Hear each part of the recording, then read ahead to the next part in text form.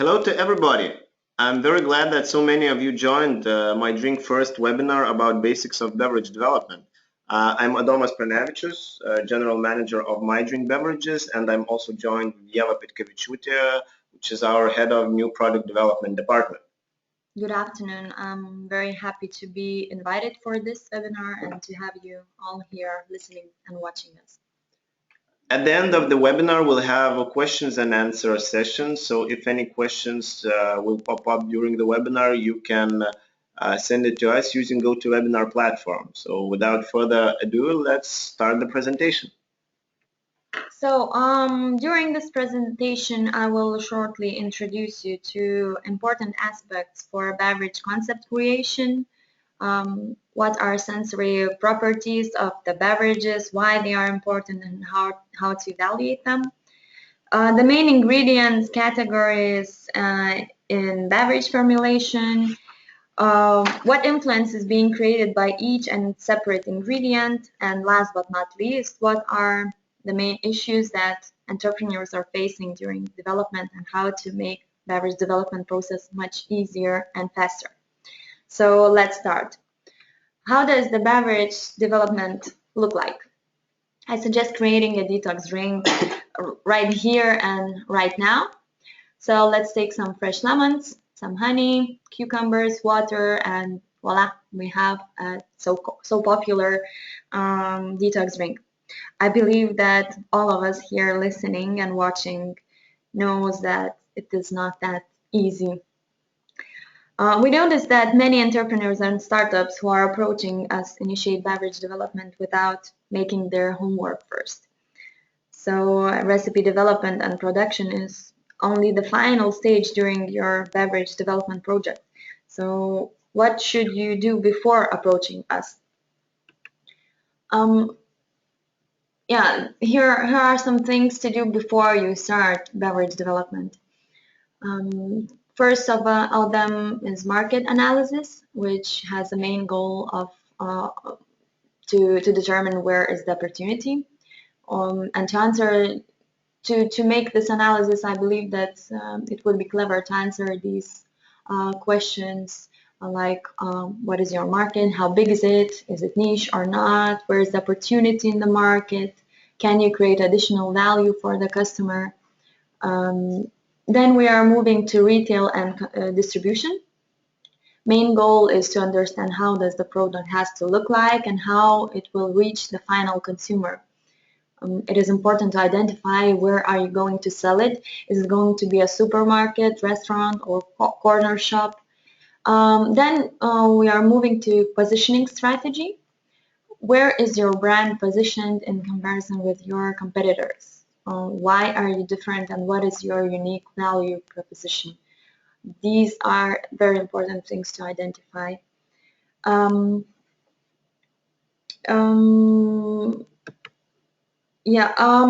Functional ingredients and health claims are also important, and you have to know up in front if you will use health claims for your marketing campaign or not. These aspects are crucial to be identified before starting the development.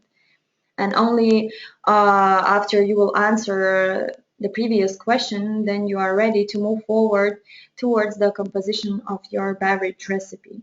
And the last aspect is sensory properties. Majority of the people are putting it in front, but despite the fact that it is very important, it shouldn't be decided without the previous ones that we have discussed already about. I prefer talking about beverage formulation as not mixing of separate ingredients into one integral liquid. It's more like creating knowledge and experience. Each and every ingredient is responsible for one or another function in the final product. As consultants, we would like to help you to prepare a project brief as precise as possible. In this way, you will be able to optimize your product development, and developers will be able to give you more precise first feedback to offer you the alternatives for some of the ingredients. So to be able to fill the most important document for your beverage development, so-called project brief, you definitely do not need any kind of food science degree. Actually, it could be done very easily, just step by step. So a part of this presentation will let you know how to do that, and we will introduce you to the general information about sensual properties of the raw materials to make this process pass smoother. Sensory properties for the beverages are appearance, flavor and smell, mouthfeel, and color. So what does it mean, appearance? It might sound even foolish while asked to identify how does the beverage look like. Two best describing terms would be clear and transparent. This is important because appearance might be influenced by such ingredients as vitamins. For example, some of the fat-soluble vitamins might create a turbidity, or herbal extracts are also creating a turbidity or instability. So it is quite important factor. Then we are moving to the flavor, which is one of the most important and most probably first idea coming to your head. Most of the entrepreneurs can identify at least a preferred taste for sure. We always have to identify exact fruit, berries, or veggies that they want to taste in their drink. It is important to know this parameter so developers could evaluate possibilities to use one or another flavoring, juice, concentrate, or extract.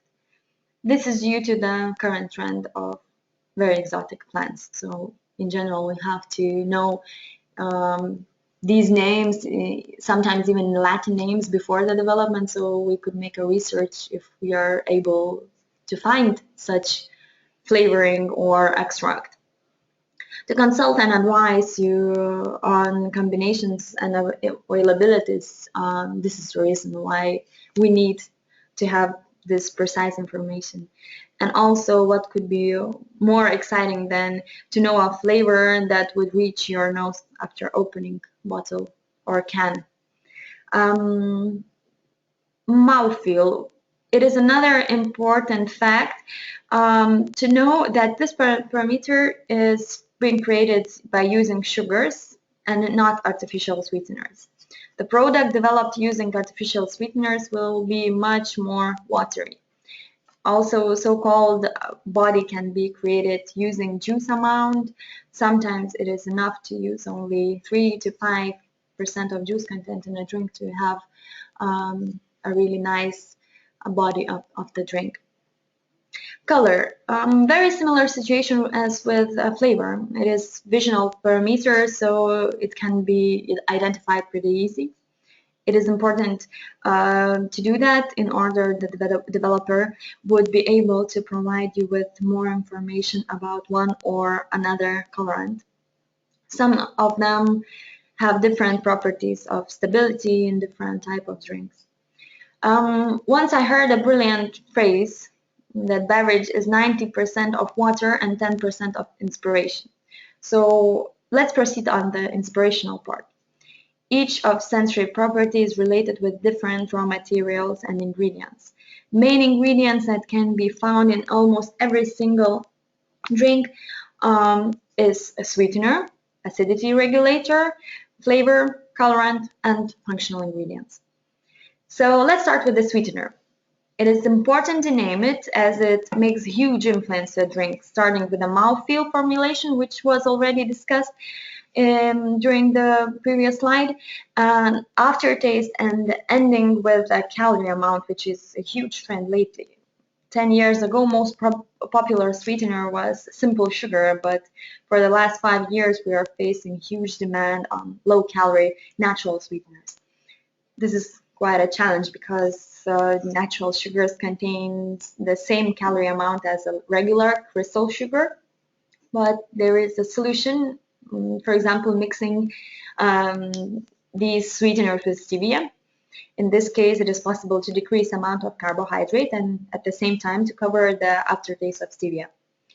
An interesting fact is that honey becoming more and more popular in amount of entrepreneurs. The problem is that not all the factories are welcoming this ingredient into their facilities. Sometimes it might be due to the fact that it might be considered to be a natural allergen. In this case, we are pretty happy to offer a solution. For example, to have a sweetener called agave syrup instead of honey, which has a very specific taste similar to honey. Another important parameter related with sweeteners is calorie amount, and we suggest either evaluating the level of it while comparing with already existing products in the market. Acidity regulators. One of the common questions are about these type of ingredients. So obviously, this is one of the hardest decisions to make. Why do we have to use it? What is the function of it? This ingredient is vital in some of the drinks. It ensures the required pH level and microbiological stability. Also, it is giving a very nice note for the taste of a drink. Most common acidifiers are citric acid, ascorbic acid, but due to the clean label trend, we offer to use naturally fermented tartaric acid. Then we're moving to flavoring substances. As mentioned before, while talking about sensory parameters, the most important thing is to name the taste that you expect to have. After having the list of fruits, usually developers are able to advise you with most efficient solution. For example, using juice concentrates of exotic fruits might be very expensive, but it's possible to bring juice content from such concentrates as apple juice or grape juice, and after all, adding any kind of natural flavoring in order to get the required exotic and intensive taste. Apple juices and grape juices concentrates dosed in small amounts are not bringing any additional taste, so you shouldn't be worried about additional taste that you might have in your final product. Then we are moving to colorants. There are two types of colorants, natural and artificial. The most important thing is to think before choosing the color and thinking if it's possible to add it at all. It is obvious that strong neon colors will not have natural origin, so it is important to have in mind that working with natural colorants is much more complicated, much more restricted. Not all colors are available in a natural way and so on. So working with artificial colorants is absolutely different. Almost every single color is possible to get, but unfavorable part is that most of the artificial colors has to be specially labeled, and due to the current natural trend, these colors are not acceptable anymore in the cycle of entrepreneurs. And functional ingredients. Difference between ordinary and extraordinary is just a little extra, or in this case, it's extract. Most creative and innovative part of the drink, but at the same time most risky and tricky. Functional ingredients have to be checked and labeled according to EU regulations and EFSA, European Food Safety Authorities. Some of the functional ingredients are providing with aftertaste, sediments, might not be soluble, or provide even unnecessary color. Most of the developers are willing to firstly check the ingredients before agreeing on the development. This is the reason why it is very important to name functional ingredients, or at least mentioning the function, so developer would be happy to advise with suitable ingredients and amounts. So we suggest making a research on the internet, in the shelves of the market. The reason is very simple, to have much clearer and faster development process. Last but not least, important thing for young entrepreneurs is to learn from other mistakes. So further, I will provide you with most common problems that entrepreneurs and developers are facing. Let's start with an idea. Most of entrepreneurs are thinking that adding whole periodic table into one product will bring something special, something unique. But unfortunately, I would like to deny this myth. The best thing is to add 5 to 6 functional ingredients that would go along with an idea, and consumer would be able to remember the list of ingredients he's taking into his body. Ingredients. Number of entrepreneurs are coming with to a developer with already formulated drink, whether it was preceded in their kitchen or home using recipes which are family or generation formulas that they bought ingredients for the recipes in the groceries or supermarkets. They come with a question, how to duplicate this, and another question that usually follows is how fast you can do that. Well, basically, then we have to outsource the suppliers who will be able to supply commercially scalable ingredients. So timing depends on how flexible you are with the formulation. Sometimes we find solutions even overseas, which means it will take longer and it will affect the final cost. This has to be taken into consideration before entering production. The worst thing is after the brand is growing, starting to place bigger orders and suppliers will go out of stock. For example, it might take weeks, even weeks, to bring the supply chain back to normal. So another myth is busted that it is easier when the client is coming with a ready formula.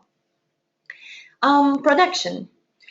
The biggest problem for entrepreneurs, I think, is minimum ordering quantity, and usually co-packers are not that flexible with the small-scale production runs.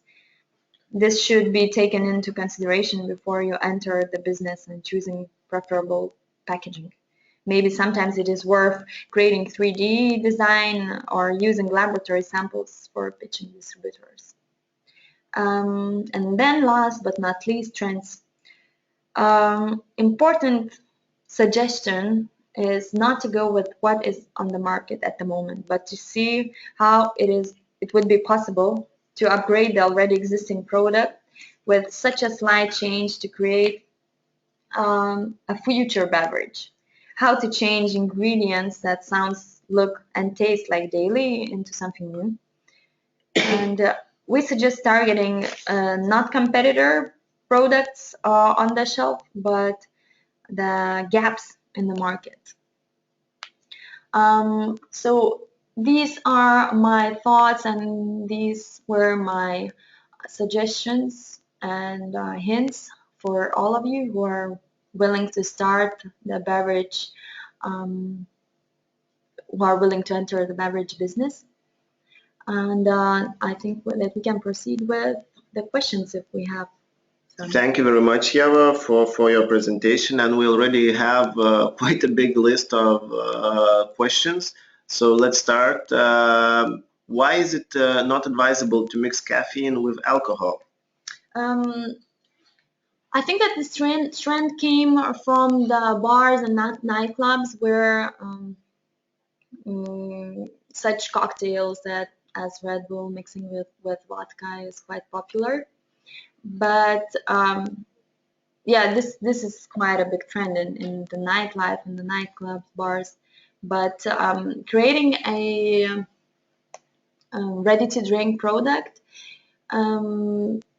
I think that in this case it would not be a very good idea due to the fact that everybody knows that it can be harmful to the human health. So usually our team does not agree creating the RTD product. And then the whole responsibility is going on the producer, I would say like this, or on the brand owner. Instead of, let's say, if the person is mixing in the bar, then he is mixing by himself. So the responsibility is going on him, but not on the, let's say, Red Bull or vodka producers. Yeah. Do you see a success for lifestyle beverages or beauty from within beverages in Europe? It already exists in Asia.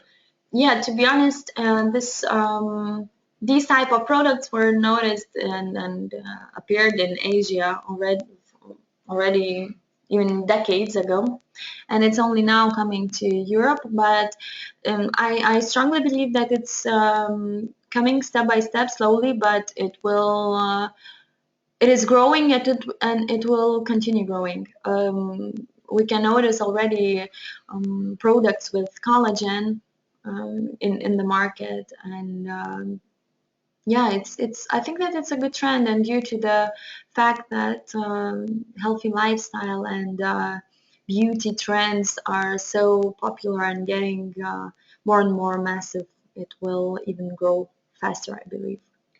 What is your opinion regarding the future of relaxation drinks? Um, Again, it's due to the lifestyle that everyone is getting really stressed. People are spending more and more time at work, and we do not have so much time to relax. Um, Such products are necessary, and I think that it shouldn't be the reason to go to the pharmacy so to get relaxed. So this trend for relaxation drinks, I think it's growing step by step. The problem is that we are facing issues with functional ingredients, and European food safety authorities are not willing to give the authorized and um, proved claims for well-known relaxing ingredients. But on the other hand, I think that it would be possible to create a drink which would be obviously suitable for relaxation.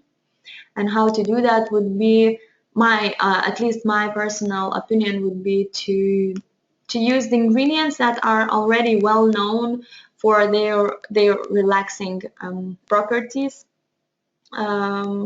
by everyone, and you would not have to educate consumers additionally. So, for example, you can add valerian root or chamomile extract in order to send the message that this product is for relaxing.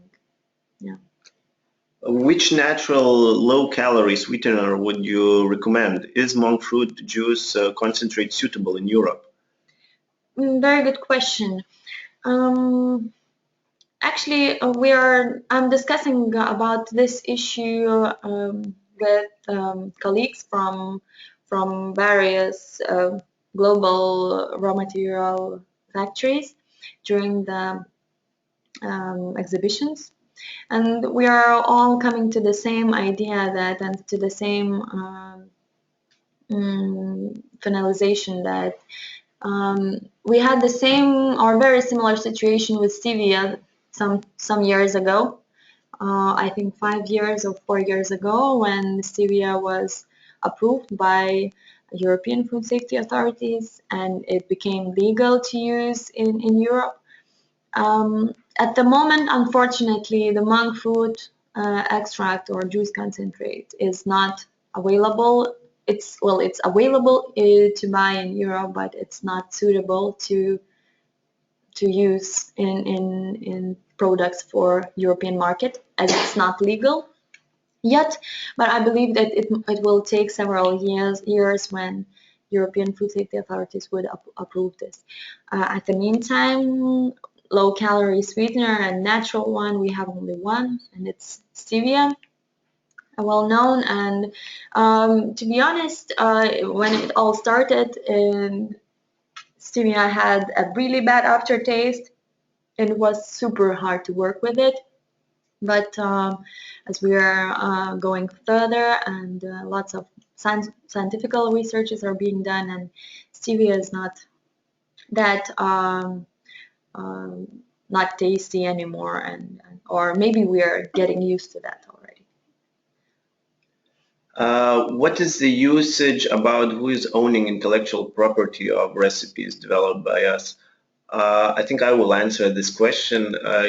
Like 100% of times during recipe development process, we do not have any intention to own intellectual property of recipes which are developed for our clients. So full intellectual property belongs to our clients. So this is not we are owning the intellectual property of our clients' recipes. I would like to add small details. That actually, this question is quite common that is coming to us, and we are totally, as Adamas mentioned, we are totally giving all the information about the recipe of the ready-to-drink product, but sometimes we are facing such questions and problems, I would say like that, when the client is asking to give the, let's say, know-how technology, how does the compound how was the compound created and how does the flavoring created. So it is important to mention that you are, let's say, if you are coming with an idea, our job is to create a recipe for you. So yeah, so the recipe is does belong to you, but the raw material know-how technologies, this is obvious that the biggest raw material suppliers will not discreet open these, let's say, secrets and tell how it was done. Okay, and we have two last very similar questions. So, how do we find out if an ingredient that we want to use is allowed in Europe Union and or for example a country outside Europe Union? It's a very good question and quite tough one to answer. To be honest, unfortunately, there is no such document where all the possible ingredients are listed and which you can open and check whether it's allowed or not allowed. It would be so easy and so helpful. Unfortunately, we do not have such. Um, Usually how we are doing, we are proceeding with checking documents from European food safety authorities, checking the food additives list that was provided in European regulations. And afterwards, we are checking the catalogs of novel foods. If we do not have this information and if we are not sure, then we have to contact the local food safety authorities, and this is for sure it's recommended to contact every local food authority in the country that you are willing to sell your product in, just due to the fact that Europe whole Europe has, let's say, it's European Union, but every single country has their own restrictions additionally to the ones that are main for all the European Union.